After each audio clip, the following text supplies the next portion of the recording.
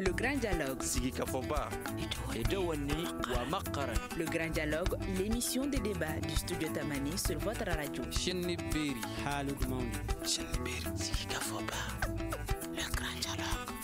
Tamani lamɛnbagaw aw ni ɲankuma an ka bi Grand Dialogue thème bɛ tali kɛ min kan o ye joli lasɔrɔli gɛlɛya ye an ka kɛnɛyasow kɔnɔna na fɛɛrɛ jumɛn de bɛ se ka sɔrɔ o la kɛnɛyaso caman kɔnɔna na banabaatɔw n'u kɛrɛfɛ mɔgɔw y'a yira k'a fɔ ko joli lasɔrɔli ka gɛlɛn kosɛbɛ kun jumɛn de nalen don ni o ye fɛɛrɛ jumɛn de kan ka sigi sen kan walasa an ka kɛnɛyasow ka se ka joli sɔrɔ a ɲɛ ma cakɛda min ka baara ɲɛsinnen don jeliko ɲɛnabɔliw ma ni an ko ma ko banque de sang olu yɛrɛ jɔyɔrɔ ye mun de ye a ko la walasa ka o ɲiningali ninnu jaabi an ye wele bila Seku Umar Kulibali ma ale ye responsable assurance qualité ye cakɛda la min ka baara ɲɛsinnen don jeliko ma ni an ko ma centre national de transfusion sanguine ni bɛɛ b'ale wele ko banque de sang ka fara ale kan Pierre Kone ale bɛ tɔn na minnu ka baara ɲɛsinnen don jeli di ma ni o ye association des donneurs volontaires ye ka fara ale fana kan Adama B Traoré ale bɛ kulu la min ka baara ɲɛsinnen don jeli di ma ni o ye réseau des donneurs volontaires ye nɛgɛjuru sira la Isa Benzakour ale bɛ an bolokɔrɔ ale ye médecin chef ye Segu kɛnɛyaso la ni o bɛ wele ko Famori Dumbiya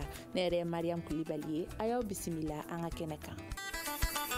Le Grand Dialogue. Yani an ka don an ka baro in kɔnɔ kosɛbɛ Kwani Jara ale ye reportage dɔ kɛ jeli lasɔrɔli gɛlɛya kan an ka jamana kɔnɔ an ka jɛ k'o lamɛn fɔlɔ.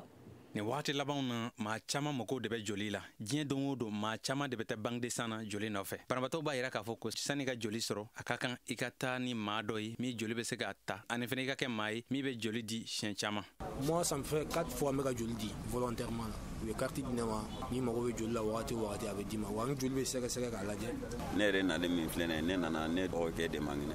joli ko dɛsɛ de b'a la ko ne kana joli di ne man kɛnɛ ko ne joli se ka di. Donc i kana jeli di a b'a to jeli bi to banque de sang kɔnɔ yan donc ni jeli tora yan mɔgɔ minnu mago mana s'a ma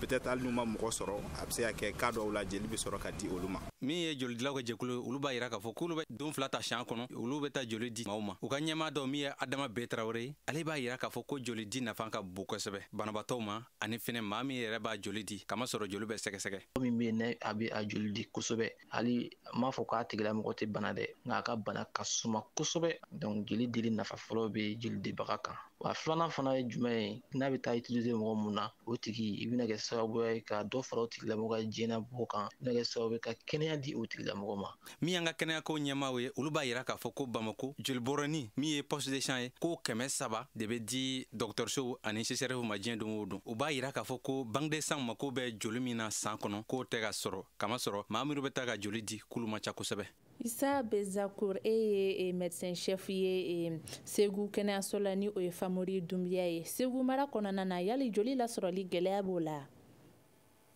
Ayiwa an ni ce ka ɲininkali la n balima ani tile Segu mara kɔnɔna la gɛlɛya dɔɔni bɛ joliko la ka sababu kɛ jeliw bɛ di o tɛ labɔli kɛ donc pour que mɔgɔw ka se ka joli sɔrɔ an fɛ an ka sɔkun bɛ yen o bɛ to ka kɛ dɔgɔtɔrɔsoba la i y'a ye bon dɔgɔtɔrɔso tɔ fana CSRF tɔw la an bɛ to ka jeli dɔ stocké mais banque de sang tɛ anw bolo CSRF la i y'a ye donc an ka banque de sang bɛ ɲanakɔrɔ fɔnba de la donc fo k'olu de ka joli stocké donc a stockeli ka gɛlɛn parce que joli stockeli o k'a sɔrɔ ni donneurs de bɛ yen minnu bɛ wuli u yɛrɛ ma ka na u joli di walasa ka hadamadenw degunenw furakɛ donc donneurs volontaires man ca anw fɛ yen donc o de b'a kɛ an ka stockage ka dɔgɔn donc pour que ka o gɛlɛya wuli an bɛ mun kɛ ni i nana ni mago bɛ joli la i bɛ a remplacer k'a nɔbila de di donc i mago bɛ joli min na hakɛ min na i bɛna ni donneur dɔ ye somɔgɔ dɔ mun ni a fɛn ye kelen a joli ye kelen donc o joli an b'o sɛgɛsɛgɛ k'a lajɛ ni o joli ka ɲi an b'o joli ta n'o kan ka joli di an bɛ o joli ta ka joli dɔ di somɔgɔw ma u bɛ taa di banabaatɔw ma o de bɛ kɛ anw fɛ yan Segu. Alors Seku Umar Kulibali e bɛ baara kɛ cakɛda la min ka baara ɲɛsinnen don jeliko in yɛrɛ ma kosɛbɛ ni o ye banque de sang ye foroba weleli la gɛlɛya jumɛn de bɛ sigidala mɔgɔw kan bi aw yɛrɛ ka yeta la joli lasɔrɔli la. Mariam Kulibali n b'i fo n bɛ studio Tamani ɲɛmɔgɔw bɛɛ fo n b'i ka lamɛnnikɛ jamaw bɛɛ lajɛlen fo k'i ka ɲininkali jaabi gɛlɛya caman bɛ yen o gɛlɛya a fɔlɔ dɔ ye mɔgɔw man teli ka mobiliser ka taa joli di bon n'i y'a jateminɛ sensibilisation bɛ kɛ a bɛ kɛ radiow la a bɛ kɛ telew la a bɛ kɛ telefɔniw fana na an bɛ sensibilisation fana kɛ de bouche à oreille mais o n'a ta bɛɛ bakuruba la maliyɛn man teli ka a joli di ka da kun caman kan an ye étude dɔw k'a la dɔw yɛrɛ bɛ siran nɛgɛ de ɲɛ nɛgɛ min b'u sɔgɔ dɔw fana bɛ maliyɛn caman bolo olu bolo u ma balo ka ɲɛ dɔw fana b'a fɔ u bɛ siran n'u y'u joli di n'a fɔra ko bana b'u la i b'a fɔ sida ou bien hépatite B a kun ka ca quoi nka bakuruba la an kɔni bɛ min fɔ dɔrɔn a ka di mɔgɔ min ye k'i joli di e tɛ se k'a di mɔgɔ min bɛ se k'a di o de bɛ se k'a joli di n'i nana k'i b'i joli di normalement docteur de b'i lajɛ ni n'a dili ka kan critères de b'a la sariyaw de b'a la n'i b'o sariya rempli i bɛ se k'a di. O sariyaw ye jumɛn misali la? O sariya fɔlɔ ye i si hakɛ ka bɔ san 18 na ka se san 60 ma Mali sariya ye min fɔ jamana wɛrɛw la o bɛ se ka taa fɔ san 65 la a sariya dɔ fana ye i farikolo giriya hakɛ f'i ka se kilo 50 ɲɔgɔn ma a sariya wɛrɛ ye min ye fana il ne faut pas que bana ka kɛ e yɛrɛ la bana min b'a to ni e ye joli di a bɛ se ka tiɲɛni don i yɛrɛ kun misali la n'i ye hypertension ta sisan k'a lajɛ c'est une contre-indication au don mais n'i ye population caman ɲininka a bɛ kɛ mɔgɔ caman kɔnɔ ko hypertension ye joli caya bana de ye hypertension ni joli caya bana tɛ kelen donc a bɛ kɛ dɔw kɔnɔ ni hypertension b'i la n'i taara i joli di o bɛ dɔ bɔ i joli hakɛ la donc a bɛ se ka kɛ sababu ye ka hypertension yɛrɛ furakɛ a y'o tɛ ni hypertension b'i la i tɛ se k'a di ni hypotension b'i la i tɛ se k'a di donc bana bɛ bana la n'o b'i la i tɛ se k'i joli di walima hali n'a sɔrɔ comportement b'i la comportement min b'a to bana jugu dɔw bɛ yen e bɛ se k'o banaw ta i b'a fɔ sida b'o la hépatite B b'o la n'an ka sɛgɛsɛgɛli y'a jira k'a fɔ o comportement b'e la an tɛ sɔn k'i joli ta. Alors Pierre Kone e misali an bɛ se k'a fɔ jeli di baara ta nasiraw la an bɛ don min na i n'a fɔ ko bi e yɛrɛ ye jeli di ko joli de kɛ. Ayiwa di ce ka ɲininkali la Sɛki y'a fɔ cogo min an b'i fɔ an bɛ a lamɛnbagaw bɛɛ fo ne ka joli di la ne bɛ siɲɛ 216 dilan bi an bɛ yɔrɔ min na ne ye joli di siɲɛ 216. Baasi foyi t'i la. Baasi foyi tɛ n na. Nka mun yɛrɛ nana ni e ye jeli di baara kɔnɔ. Ayiwa min nana ni ne kɔni y'a kɔnɔ n y'a fɔ siɲɛ caman an kɔni anw denmisɛnninma anw bɛ mun baro de sen fɛ an tun ye tugulen b'olu kɔ fo dɔw yɛrɛ tun y'a jateminɛ k'a fɔ a bɛna kɛ mɔnpɛri dɔw ye tellement que n'i tun b'a ɲini dɔrɔn n'i ma taa cathédrale la i tun t'anw ye ni dugu jɛra dɔrɔn école yɛrɛ mana bila ka ban ni dugu jɛra dɔrɔn an b'u kɛrɛfɛ yen an b'u ka cimisɛnninw kɛ an bɛ baara kɛ église kɔnɔ an bɛ fɛn bɛɛ kɛ fo ka kɛ mɔgɔ caman kɔnɔ ala ma hinɛ Monseigneur Luc Sangare la o yɛrɛ de tun b'an yanga tuma bɛɛ ko ale b'a fɛ an fila dɔrɔn kelen komi an ye fila n'u ye k'an fila dɔrɔn kelen k'ale nɔra bila ko ale remplacer o fana tun ye diinɛ courage don anw na o de sen fɛ an ka mɔnsɛ dɔ bɛ yen o nana k'an wele k'an lasigi k'a fɔ ayiwa k'an jɛɲɔgɔn dɔ bɛ yen an balima dɔ bɛ yen k'o bananen don k'o dalen bɛ dɔgɔtɔrɔso la ko joli ko b'a la k'a fɔra ko ka taa joli ko ni joli ma k'a la k'a man ɲi o de y'anw sensibiliser k'a fɔ ko an ka diinɛ kɔnɔna an b'a fɔ ko u b'a fɔ ma ko Kirista k'o ye joli bɔn pour que ka se k'anw kisi ko bon an fana ka taa an joli dɔɔni di walasa an tɔɲɔgɔn bɛ se ka kisi an kɔni dɔn cogo filɛ joli dila tan ni cogo la dɛ. Ani bi cɛ a bɛ san joli bɔ. Ani kabini 80 depuis 1980 fo bi an b'a di donc an ka joli di kɔni a san ka ca dɛ. Alors Adama B Traoré e ye sifin ye i fana bɛ kulu la min ka baara ɲɛsinnen don jeli di ma an bɛ don min na i ko bi mun de nana ni e ka hakilina tali ye. Ok Madame Kulibali an b'i fo kosɛbɛ i y'a fɔ cogo min na an ye tɔnden ye tɔn min n'an b'a wele ko réseau des donneurs volontaires de sang a hakilina sɔrɔ o la an ka association dɔ fɛ n'a bɛ wele ko Jeune Chambre k'a daminɛ 2017 la ne ye association in dɔn donc depuis o wagati an bɛ to ka dɔnni san kɛ chaque année donc n nana ye k'a fɔ depuis an ye jeli den kɛ siɲɛ 1 siɲɛ 2 de fait que mɔgɔw bɛ a photo n'a fɛnw ye ni mɔgɔw mago jɔra joli la u bɛ to k'an wele ko ne b'a ye k'aw bɛ joli di ko a bɛ kɛ kɛcogo jumɛn na ani information b'an bolo an b'o d'u ma jusqu'à ce que an nana réseau in créer ka base de données dɔ sigi a b'an bolo an ka mɔgɔ fɛn o fɛn delila k'u joli di fɛn o fɛn groupe sanguin P+, A+, etc. a bɛɛ sɛbɛnnen b'an bolo une fois que an bɛ wele k'a fɔ ko an ka mɔgɔ dɔ fari man d'a la k'u mago bɛ joli la an b'a lajɛ an ka o mɔgɔw la mɔgɔ min be qui est apte an b'a wele a karisa an ka nin karisa mago bɛ jeli la n'a y'a sɔrɔ i bɛ se ka ɲa an ma donc ala barika la n'a y'a sɔrɔ o fana bɛ yen ko il est capable il est apte ale bɛ taga ka taa a jeli di ka a remplacer donc de fait que ne yɛrɛ ta fana sani ne yɛrɛ ka n jeli di n mɛnna ka sɔrɔ ma n jeli di siɲɛ kelen kɛra n yɛrɛ taara kɛnɛ kan n balimakɛ y'a fɔ cogo min na nɛgɛ ne yɛrɛ tun bɛ siran nɛgɛ ɲɛ kosɛbɛ depuis ne yɛrɛ ye nɛgɛ in ye siɲɛ kelen ne ko non ni n donna ne la n bɛna bana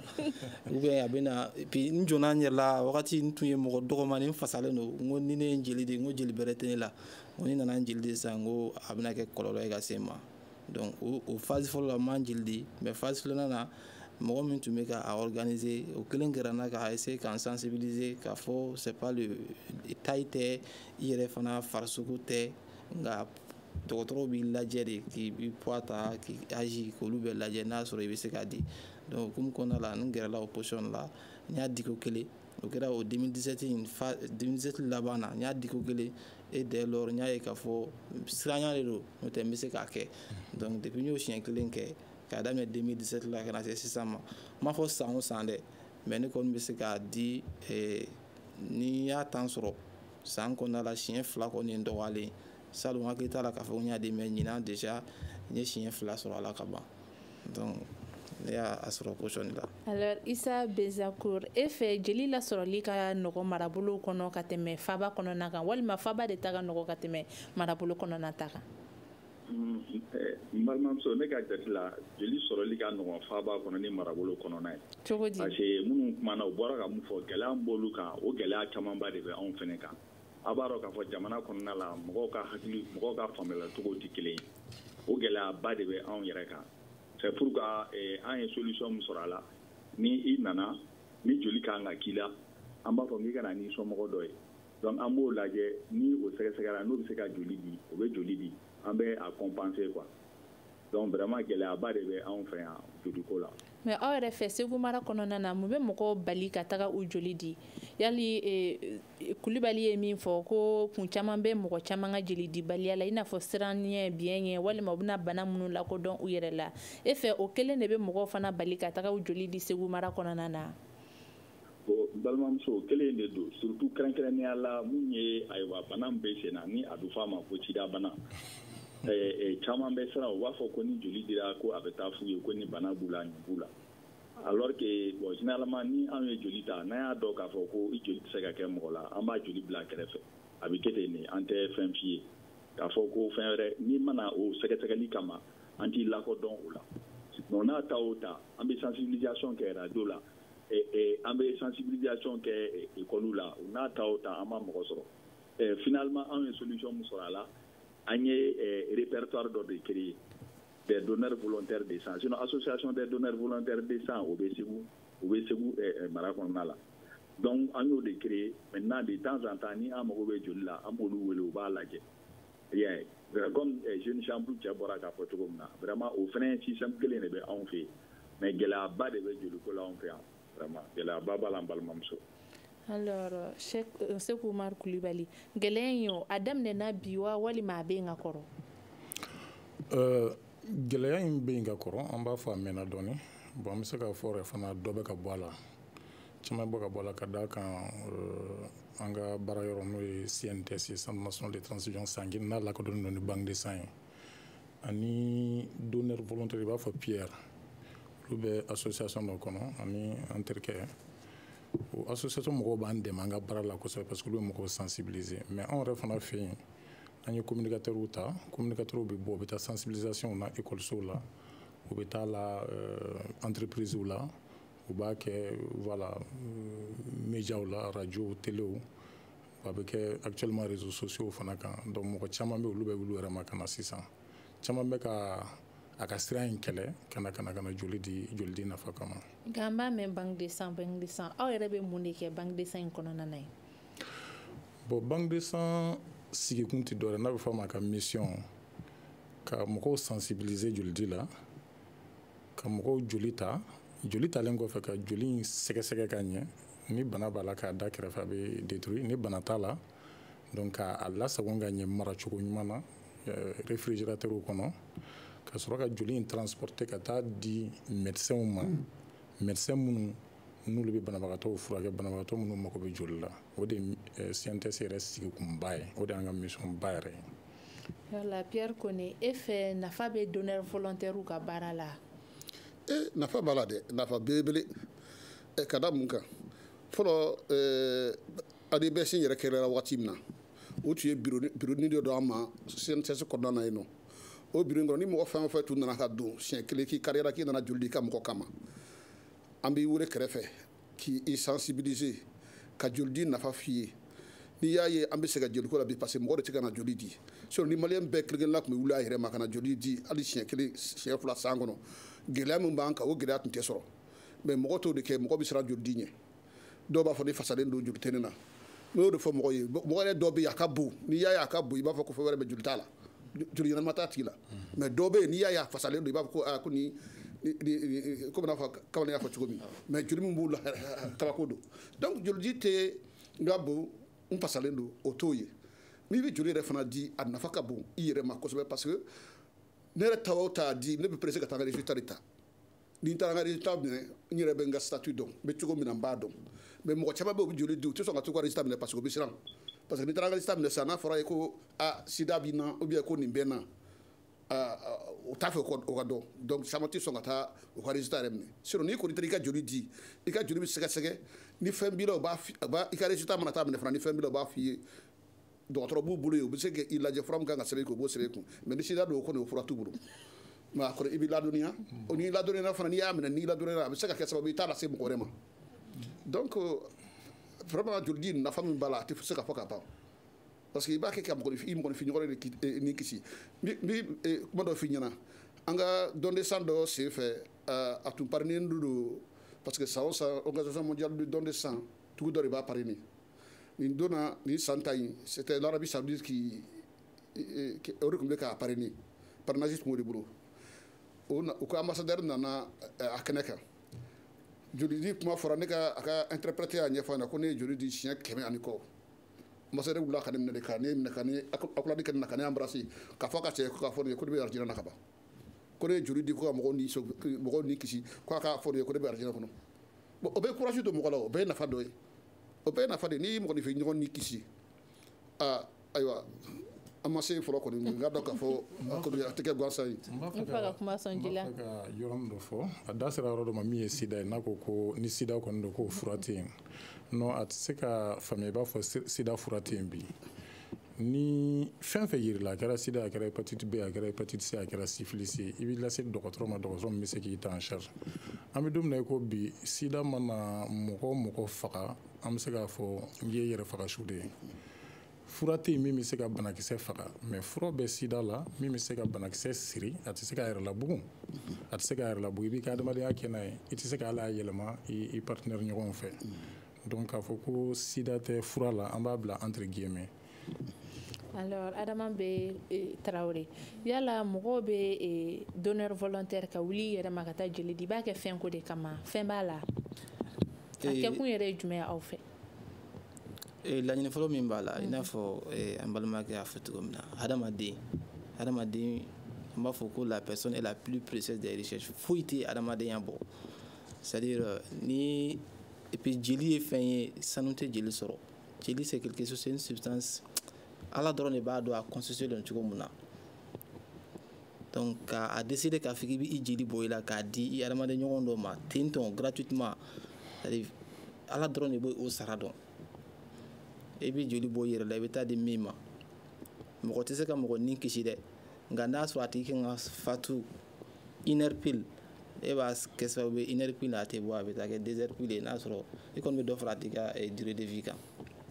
donc joli di nafa a tɛ se ka fɔ ka ban mais population jusqu'à présent an bɛ continuer sensibilisation de la mais halisa caman bɛ yen o ma faamuya an yɛrɛ bɛ an ka nin joli di ninnu kɛ wagati min na an bɛ gɛlɛya camanba de sɔrɔ o kɔnɔna la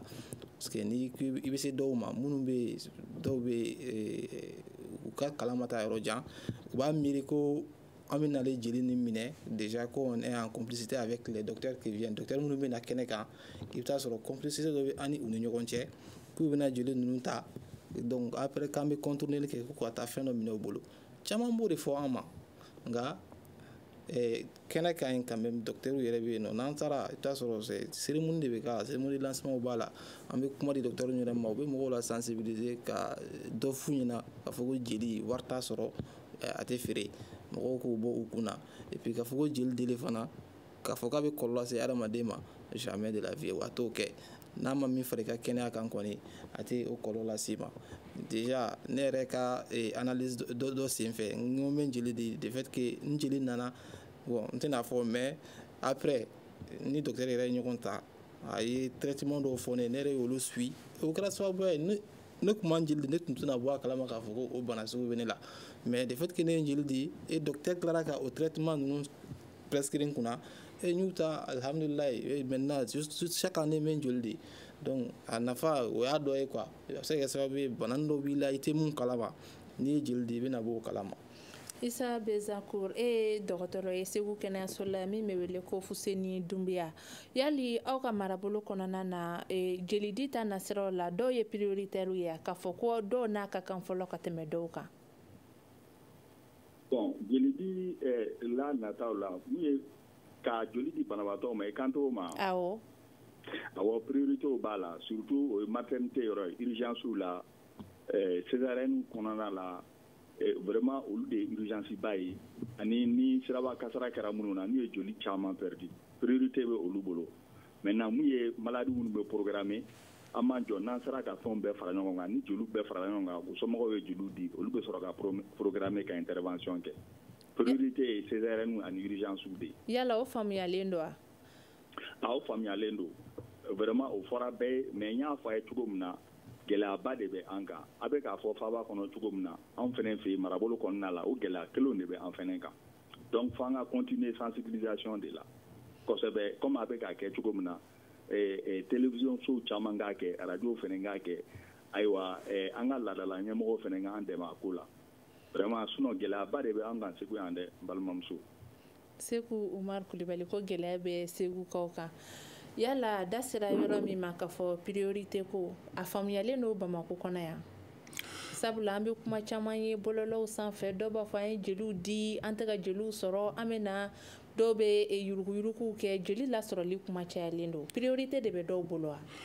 Mariam sani k'i ka o ɲininkali jaabi n bɛ na n balimakɛ da sera yɔrɔ dɔ ma min ye nafa min bɛ joli di yɛrɛ la joli dila kan ka donneur kan. N'i y'a jateminɛ joli dili principe éthique de b'a la principe éthique ye kumaba 3 ye a fɔla a bɛ fɔ ma volontariat e yɛrɛ de b'a laɲini k'i joli di k'i mɔgɔ ɲɔgɔn sauver mɔgɔ si tɛ pression k'i kan mɔgɔ si man ka pression kɛ donneur kan n'a b'a joli di o ye principe fɔlɔ principe filanan ye jumɛn o ye bénévolat ye bénévolat i b'a di mais i t'i foyi minɛ i y'a ye i tɛ foyi minɛ joli dili kosɔn i tɛ wari minɛ i tɛ foyi minɛ. O ye bénévolat principe sabanan ye jumɛn ye o ye anonymat ye anonymat ye jumɛn ye e donneur min e mɔgɔ min bɛna ka n'i joli di i kɔni bɛna ka n'i joli di mais a bɛ taa kɛ banabagatɔ min na e n'o tɛ ɲɔgɔn dɔn fiyewu banabagatɔ kɔni t'a dɔn fiyewu k'a fɔ ko karisa de y'a to karisa de ye joli di o de kama ne sauvera donc ni anw yɛrɛ jateminɛ en tant que structure banque de sang anw bɛ rôle min jouer ça c'est un rôle d'interface entre les donneurs et les patients. Nka an bɛ yɔrɔ dɔ miiri kuma latigɛ tɛ a bɛ kɛ jolidilaw caman kɔnɔ k'a fɔ n'i taara ni kɔrɔkɛ walima n'i taara ni dɔgɔnin o yɛrɛ de joli bɛ bɔ directement k'o k'e la yala o don wa. non a ma dabɔ o kama e bɛna n'i somɔgɔ min ye k'a bɛna ka na joli di o joli bɛ taa mais a tɛ b'a fɔ o joli kelen bɛ taa ka taa k'e ka banabagatɔ la a man ka kɛ ten fiyewu a man ka kɛ ten fiyewu o de ye anonymat ye donc min bɛna joli di ani joli bɛ taa kɛ min na olu tɛ ɲɔgɔn dɔn u tɛna ɲɔgɔn ye yɛrɛ. Anw de bɛ se k'a dɔn k'a fɔ nin donneur nin o de joli kɛra nin banabagatɔ in na donc ni problème yera banabagatɔ la an bɛ se k'a remonter a bɛ fɔ de ma traçabilité bon maintenant i ye ɲininkali min kɛ i bɛ se ka hakili lajigin. Awɔ priorité k'a dɔn ni dɔ n'a ka kan fɔlɔ ka tɛmɛ dɔ kan. Ne ba joli tɛ labɔli kɛ kosɛbɛ jolidila man ca mais minnu fana bɛna ka n'u joli di n'i y'a jateminɛ a bɛɛ ye donneur de compensation ye a bɛɛ ye banabagatɔ somɔgɔw ye alors que an bɛ mɔgɔ suguya min nɔfɛ o ye ninnu n'a ɲɔgɔnnaw de donneur volontaire donneur volontaire i bɛ taa sɔrɔ olu yɛrɛ de bɛ attitude dɔ de ta pour que u bɛ se ka to n'u ka dɔn ye quoi u bɛ se ka continuer k'u ka dɔn kɛ Donc ils vont adopter ce qu'on appelle des comportements sains pour que bana bana la ka no soro. Mais donneurs familiaux, donneurs de compensation ni uta bakruba la i bɛ sɔrɔ bana caman bɛ min bɛ yɛlɛma joli fɛ o bana bɛ sɔrɔ olu la si bien que n'an ye mɔgɔ 100 joli ta donneur de compensation na min ta bɛ fili mɔgɔ 100 la a bɛ se ka se mɔgɔ 20 ma donc o bɛ kɛ turu de fo turu ka dafa pour que o turu ka dafa fo donneur volontaire ka ca an dun bɛ don min na i ko bi Mali kɔnɔ ni an ka statistiques ta k'a lajɛ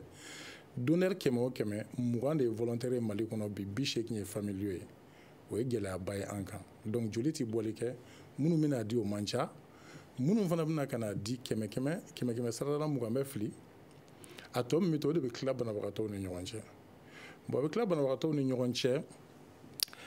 a ka dɔn k'a fɔ diyagoya a bɛ jateminɛ min ta ka jugu ka tɛmɛ min ta kan c'est ce qu'on appelle les degrés d'urgence dɔw bɛ yen ni joli ma k'u la o nɔgɔnin bɛɛ la u ni bɛ to a la i b'a fɔ muso min bɛ tin na sisan n'a bɛ ka joli bɔn n'a bɛ ka basi bɔn n'i ma joli k'u la nɔgɔnin bɛɛ la o kɔni o ye tiɲɛni ye donc docteur Benzakour bɔra k'a fɔ mɔgɔ min ye accident kɛ sisan avec un polytraumatisme a fan bɛɛ kari-kari la a bɛ ka joli bɛ ka bɔn a kɔnɔ a bɛ ka bɔn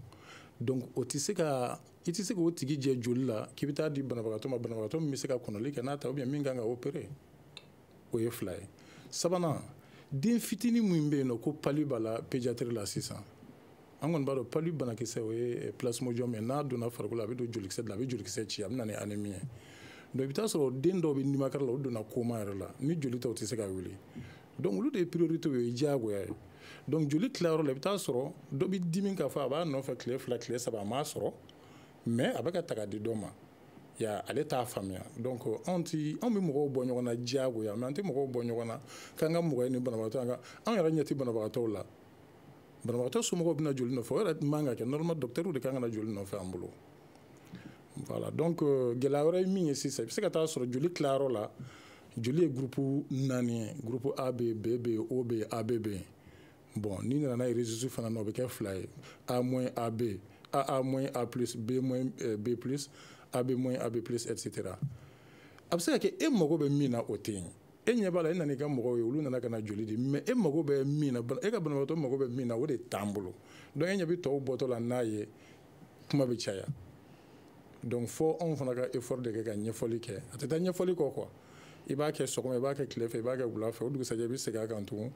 mais vraiment an bɛ a ɲini aw médiaw fana fɛ a k'an dɛmɛ an ka baara la kosɛbɛ. Alors Pierre Kone a ka tɔn kɔnɔna na yala a bɛ wulikajɔw boloda ka se ka lafaamuyaliw kɛ mɔgɔw ka jelidiko la.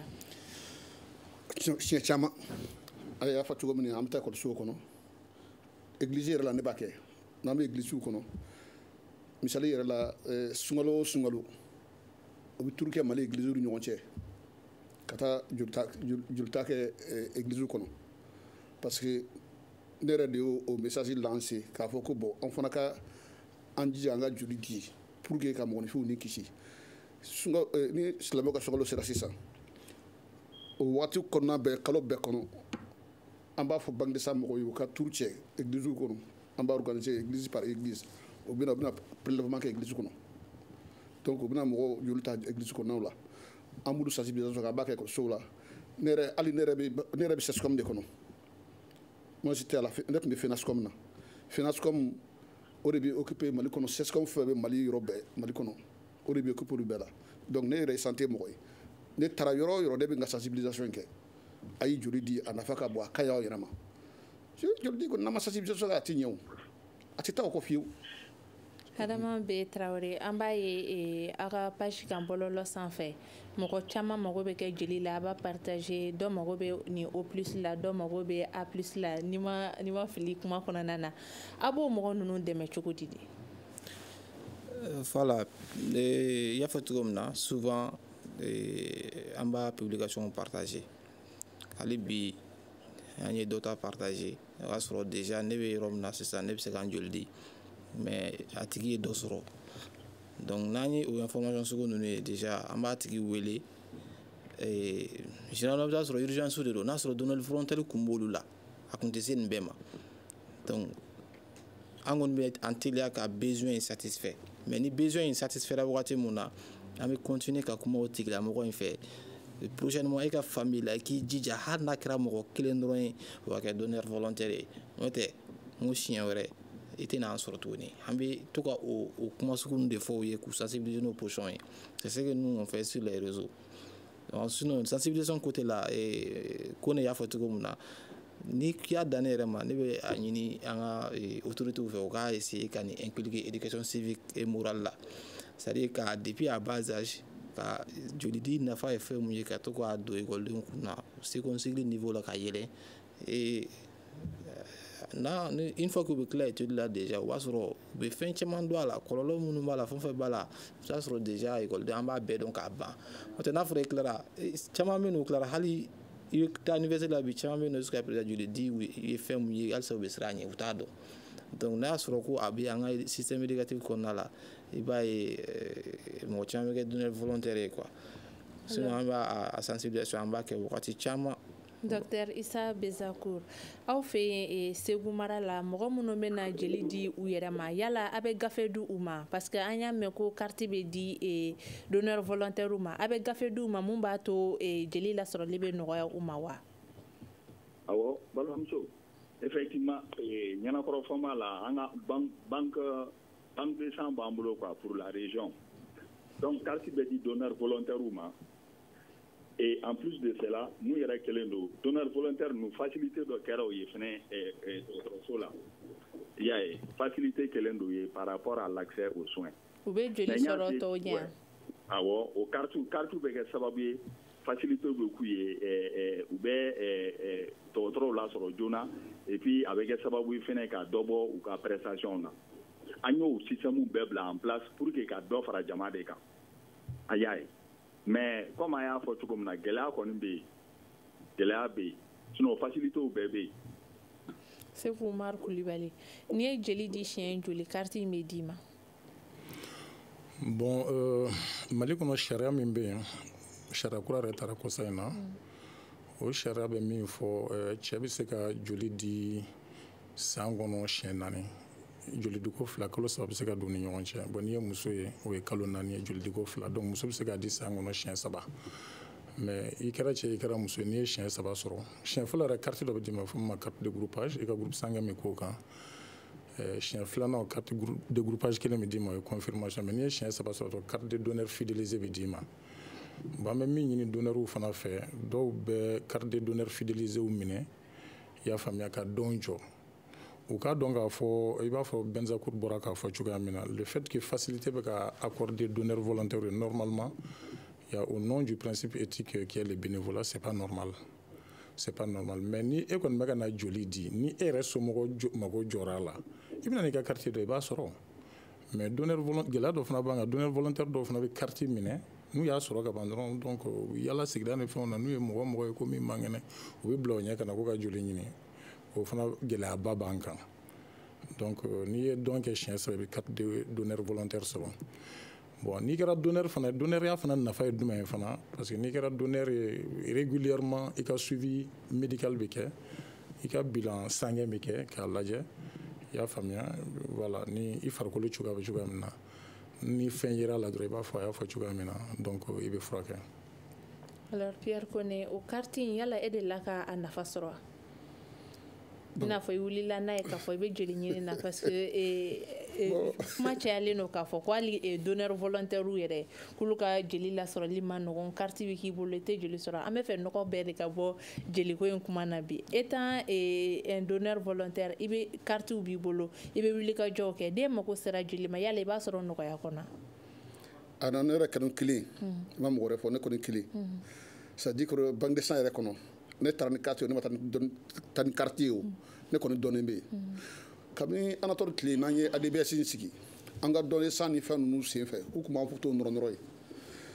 o bɔlen kɔ la fana ORTM mɔgɔ fana nana tuma caman ni dɔnni san waati sera ni fɛti de donneur de sang waati sera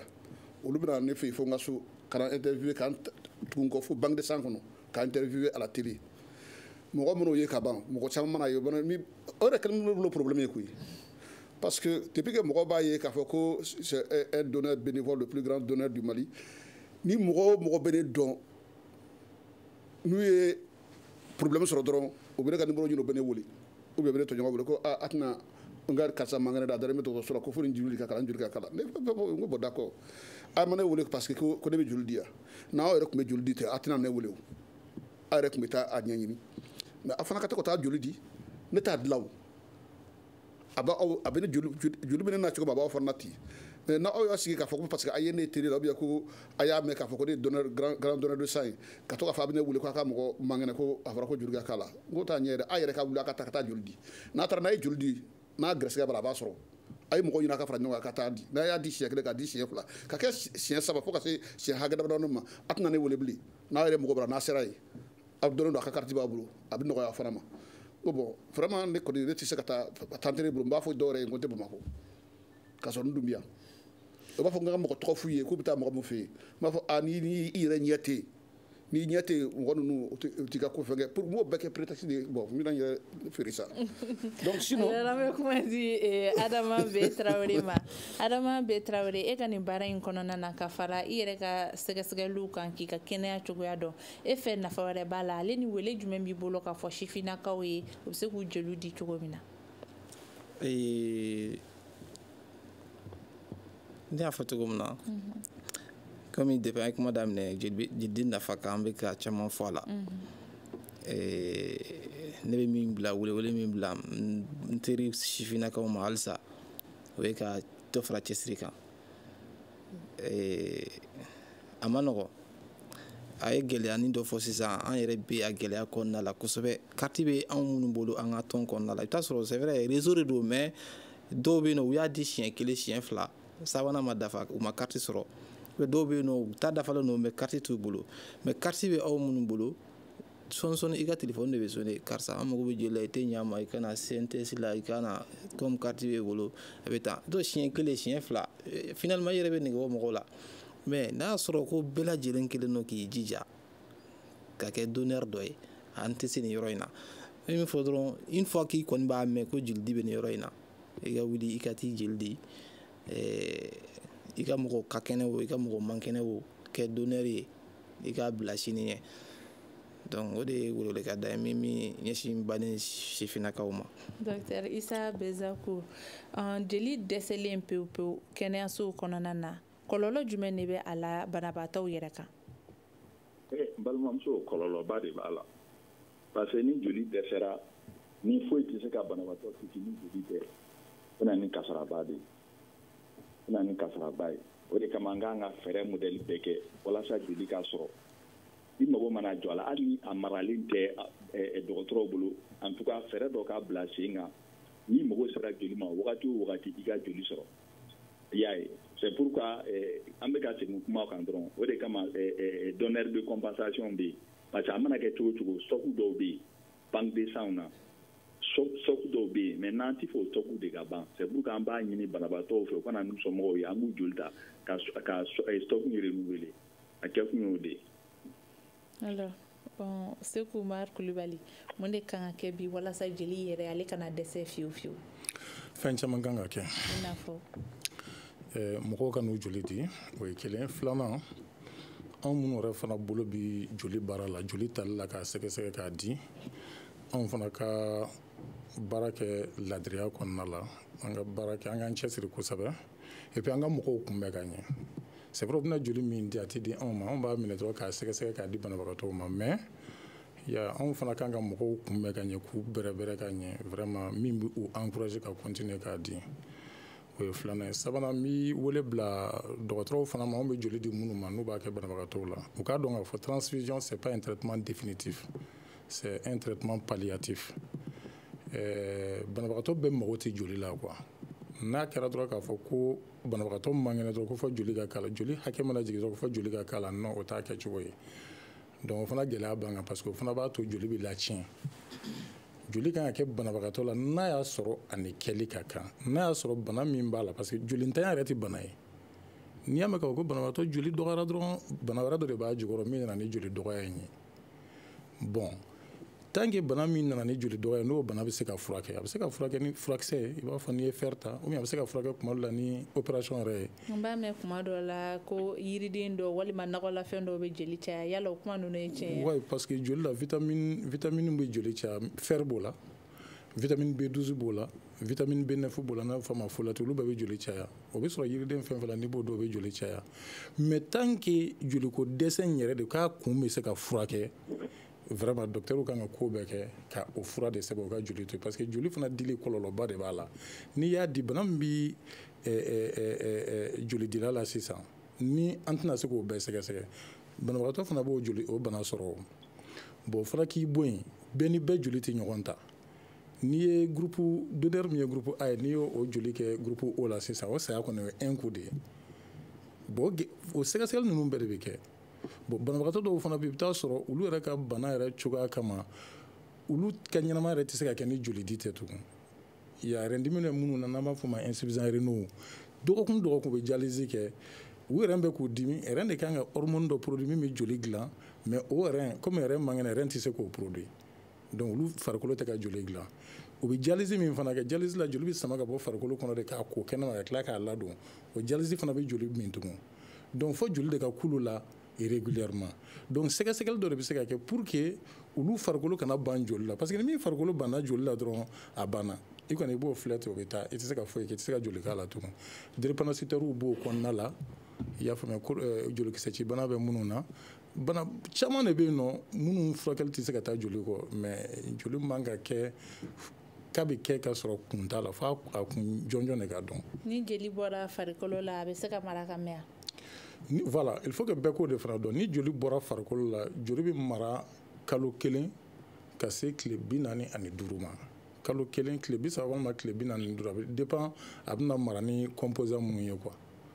voilà o ye joli bilenman ye mais joli ji jɛman parce que n'an ye joli ta fana an bɛ joli anw b'a fractionner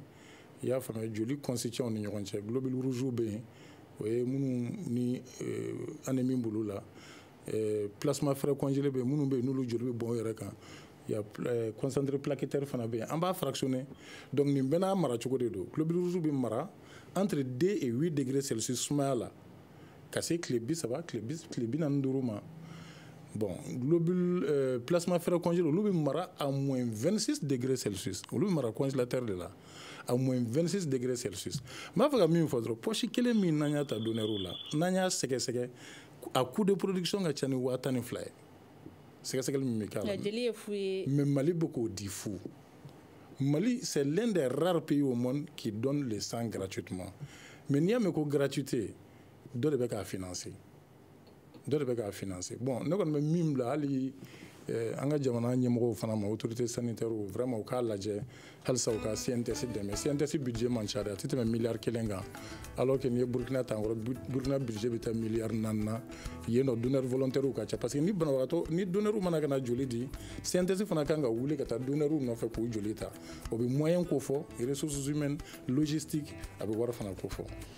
an ka bi baro kun bɛ tali kɛ min kan o ye jeli lasɔrɔli ye an ka kɛnɛso kɔnɔna na gɛlɛya min bɛ o la walasa ka baro in kɛ an kun ye wele bila Seku Umaru Kulibali ma ale ye responsable assurance qualité centre national de transfusion sanguine na n'an ko ma CNTS ka fara ale kan Pierre Kone ale kun b'an bolokɔrɔ a bɛ tɔn na n'o bɛ wele ko ADBS o ye tɔn ye minnu ka baara ɲɛsinnen don jeli dili ma ka fara ninnu bɛɛ kan Adama B Traoré ale fana bɛ réseau la min ka baara ɲɛsinnen don jeli dili ma nɛgɛjuru sira la Isa Benzancourt ale kuma an bolokɔrɔ ale médecin chef ye Famori Dumbiya o CCRF la Segu mara kɔnɔna na ne yɛrɛ Mariam Kulibali ye débat in ale labɛnna Mamadu Touré fɛ nɛgɛ karafe o kun bɛ Mamadu Watara bolo ka fara Fili Danbele kan nin bɛ dansigi an ka bi jɛmukan na aw ni ce a ka lamɛnko ɲuman na aw kan bɛn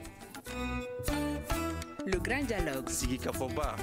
Edewani wa Makara. Le Grand Dialogue, l'émission de débat du studio Tamani sur votre radio. Chenni Beri. Halud Maundi. Chenni Beri. Sigi